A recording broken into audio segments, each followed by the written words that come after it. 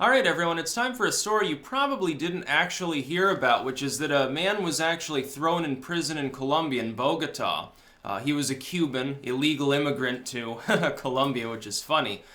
He had illegally immigrated a total of 3 times. This third time he got arrested for something different. He was plotting to build a homemade explosive and attack U.S. diplomats there in Colombia. Apparently, as part of the investigation, they discovered that he had been talking a great deal about the Islamic State and things of that nature and pledging loyalty to Allah.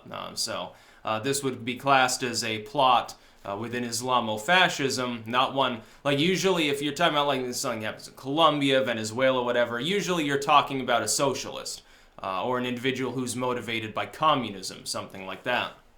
This time a little bit different, and here's a big thing. People on the left always try to boil it down to if you criticize, like if you're critical of any aspect of Islam, whether it's on a theological basis or political or whatever, you're racist or something. Well, this individual's not from the Middle East; he's a Cuban. It just goes to show as well, people on the right need to understand that too, because they have this sense, I think, and this is number one wrong and number two unhelpful, that stuff like Trump's travel ban is a magic bullet for all terrorist attacks. Well, it can be helpful, but it can't prevent them all. Now, again, it may be a positive step in the right direction, but it's not the end-all be-all of how you're going to safeguard your society. There are a million other things you need to be doing at the same time. You need more guns. You need more free speech. You certainly need to be able to criticize religion without being called a bigot. All of these things are very helpful, too.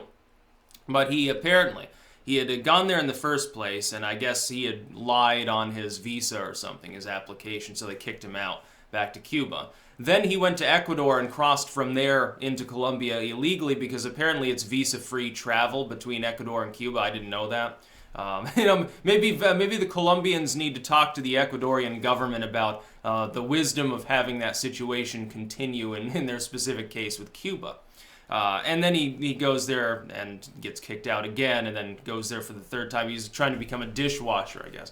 Now, maybe this individual is just disgruntled and on a political level. He's like, oh, well, those IS members they're always killing people, so I'll just pledge loyalty to them, and, maybe I can get some help or something in killing some evil Americans. It's always a possibility, but it seems like there was a conversion there of sorts. And this is something we're not used to dealing with coming from Latin America. I think a lot of people don't realize that. For many people, this is probably the first time they've ever heard of such an event actually happening in that particular part of the American hemisphere. Like occasionally in North America, certainly in Europe it happens a lot, that there are plots or attacks or rape gangs or whatever, but it's not something you think of in Latin America as being tied with loyalty to ISIS. So it's an interesting situation.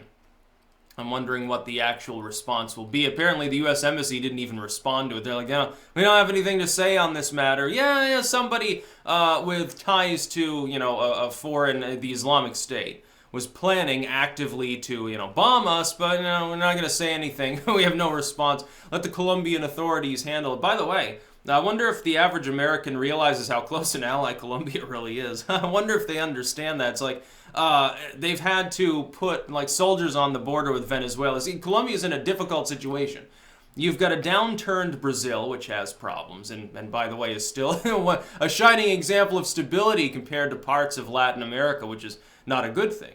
You got Venezuela half collapsed on its border. It has to constantly build like little bases and camps there to keep out Venezuelan soldiers from running toilet paper on the black market for 10 times the value of their currency there. Now apparently has problem with Ecuador and free travel to and from Cuba now as well. And remember, the United States, this is the second time that we've had dealings with someone from Cuba or people. In that sort of event. You remember that sonic attack that they were talking about, where the U.S. diplomats there in Havana, actually at their consulate there, had been targeted by some sort of energetic device that was causing all sorts of weird effects. Like I guess they were aiming it through the windows or something and scrambling these people's brains. Very, very, very strange, and you haven't heard anything about that lately now, have you? I wonder why there are no new updates. Could it be that everything's totally classified and, nobody has any updates because you're never going to fucking hear about it again? Probably. It's the way the U.S. government likes to work. Keep it under wraps. Keep it under wraps that the embassy was technically vulnerable. It wasn't built properly in some way. I guess they have to go through and they have to put tinfoil on the walls now to keep the Cuban mind control arrays away. I'm being a little tongue-in-cheek. But it is an interesting story, and probably you haven't heard about it. It's like, oh, an attempted terrorist plot in Colombia? You know, never heard about it in the news. This is from the Washington Post. I didn't see it mentioned by basically anybody else. One story a couple days ago, and nobody even mentioned it to me. I mean, I hadn't seen it either. And had to then, push it aside for a couple of days in order to make other videos that I thought were more pertinent, because a lot of people probably won't even be interested in it despite the significance of such a thing. And it is significant. You'd think people would consider it that way. Certainly, if this were in Europe, if somebody were jailed in Europe, say Sweden or Germany or something, they're jailed for saying, oh, I converted to a fascist variant of Islam, and I was actively planning to commit an attack on a U.S. embassy. You'd probably hear about it in the news. The fact that it was Colombia, I guess, or that he got nabbed before he could actually build anything is the reason why we didn't hear more about it. I think people have a right to know, though, that the problem is ongoing. You see, one thing is, the media has almost stopped reporting as much on that kind of attack or attempted attack. I think partially because they realize, Trump is generally supported in his reaction to these things when they happen. We better not talk about them too much, or Trump might, make a tweet and he'll talk about how we're enabling, hate and attacks on Americans, which, I mean, the legacy media does. But they don't want to talk about it too much, I think. For political reasons. Literally, they would rather have it out of sight, out of mind for the American public. They're counting... why do you think they want to crack down on that sort of stuff online being reported by the alt media?